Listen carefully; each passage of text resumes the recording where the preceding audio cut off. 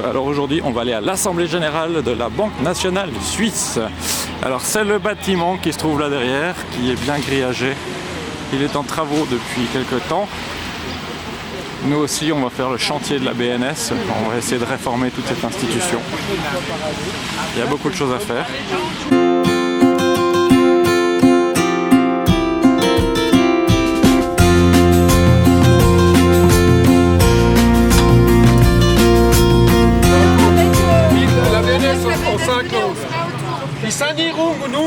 C'est les AAA positifs.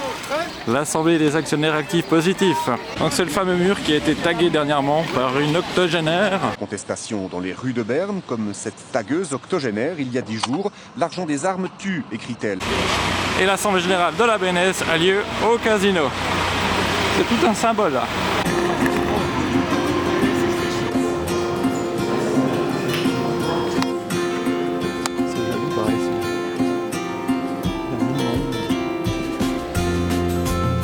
Je vous souhaite une cordiale bienvenue à la 109e Assemblée Générale de la Banque Nationale Suisse. Une vingtaine d'actionnaires se sont déjà annoncés au bureau pour prendre la parole. Compte tenu de ce nombre d'actionnaires, je décide de limiter à 2 minutes l'intervention pour chacun des actionnaires. Une fois encore, et c'est l'élu cantonal qui s'exprime ici, ce qui me chagrine, c'est que l'accord historique qui a conduit les cantons à constituer la Banque nationale, à savoir renoncer à leur droit de création monétaire, est basé sur une restitution de 2/3 de la création monétaire centrale en faveur des cantons. Cette règle, pour mémoire, figure toujours dans la Constitution fédérale à l'article 99, chiffre 4. Le bénéfice net, c'est la base du calcul de l'impôt des entreprises. C'est aussi la base du calcul de la redistribution au canton du bénéfice de la création monétaire, selon l'article 99 de la Constitution. Alinéa 4, elle, la BNS, verse au moins 2/3 de son bénéfice net au canton. Pourquoi ce calcul légal du bénéfice net n'est pas pris en compte dans le rapport financier de la BNS? L'oubli étant seulement de 83 milliards pour 2016, plus que le budget de la Confédération, vous comprendrez que je m'étonne que les cantons ne s'intéressent pas à ce détail. Comme le débat semble gêné sur ce sujet, j'invite purement et simplement les cantons en particulier à rejeter les comptes tels qu'ils nous sont proposés et parce qu'ils ne respectent pas la Constitution fédérale. Ce rapport financier, le bénéfice qui a été évoqué par l'un des actionnaires a été calculé et déterminé conformément aux dispositions légales, ce qui a été attesté par l'organe de révision, comme M. Philippe Rickert vous l'a expressément confirmé et ce qui a été aussi admis par le Conseil fédéral. Nous passons maintenant au vote et je donne la parole au secrétaire général. Le scrutin est ouvert. Vous avez 10 secondes pour voter. Voici le résultat. L'Assemblée générale a approuvé le rapport financier 2016 avec 97% des voix pour. Le bénéfice porté au bilan se monte à 21,7 milliards. Sur ce montant, il est d'abord prévu de distribuer aux actionnaires un dividende de 1,5 million de francs au total. La Banque nationale versera ensuite 1,7 milliard à la Confédération et au canton, conformément à l'article 31 alinéa 2 de la loi, mais aussi conformément à la convention du 9 novembre 2016 passée entre le département fédéral des finances et la BNS.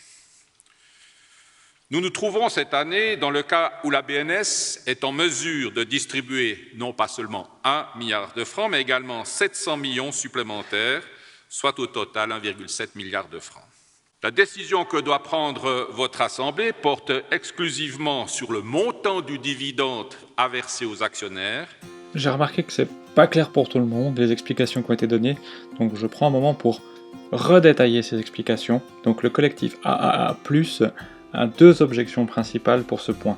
La première, c'est que la distribution, elle se fait au compte-gouttes maintenant, elle de 1 milliard par an, et non plus 2/3 du bénéfice net qui sont distribués directement. Et l'autre, qui est la plus importante, c'est que l'interprétation de ce qui est écrit dans la Constitution, 2/3 du bénéfice net, la BNS l'interprète sans la création monétaire. Le collectif AA+, l'interprète avec la création monétaire, ce qui change tout. Le choix a été fait de distribuer seulement 1 milliard par an et de mettre le reste dans une provision au cas où la BNS ne ferait pas de bénéfices. Donc ça, c'est vraiment la vision d'un fonds spéculatif qui aurait des pertes ou des bénéfices. Et la BNS est quand même une banque centrale, une banque qui crée la monnaie. C'est son activité principale. Du coup, ça change pas mal de choses. Il y a le droit de seigneuriage qui est mis dedans. Le droit de seigneuriage, comme son nom l'indique, ça vient du mot seigneur, c'est celui qui bat la monnaie. Avant la BNS, il y avait des banques cantonales qui avaient chacune le droit d'émettre les monnaies cantonales. Elles récupéraient la création monétaire, ce droit de seigneuriage. Et ensuite, les banques cantonales ont été fusionnées en une seule banque nationale. En fait, seulement la partie création monétaire, elles existent toujours, mais elles ne créent plus de monnaie de cette manière. En compensation, elles reçoivent 2/3 du bénéfice net, et c'était bien pour compenser cette création monétaire que ça a été conçu comme ça. En 2016, il y a eu 106 milliards de création monétaire. D'après le collectif AAA+, dans les 2/3 du bénéfice net redistribué au canton, on devrait inclure la création monétaire, et ce qui fait qu'on devrait redistribuer 70 milliards au canton, et pas 1,2 milliard. Donc on espère que les médias l'année prochaine, maintenant qu'ils sont venus pour parler des placements, que les prochaines années ils se mettent à questionner la création monétaire, comment ça marche, à qui ça profite, où ça va. Un déjeuner sera servi, l'accès au buffet ne sera possible qu'une fois l'assemblée terminée. Alors voilà, c'est de l'or ça? C'est l'or de la BNS, on va manger l'or de la BNS. Mes conclusions dans une forme de Purisergarte, Damen und Herren, je vous remercie pour votre participation. Ich lade Sie herzlich zum Stehlenschein. Buon appetito, buon rientro et fin lauter on. Merci.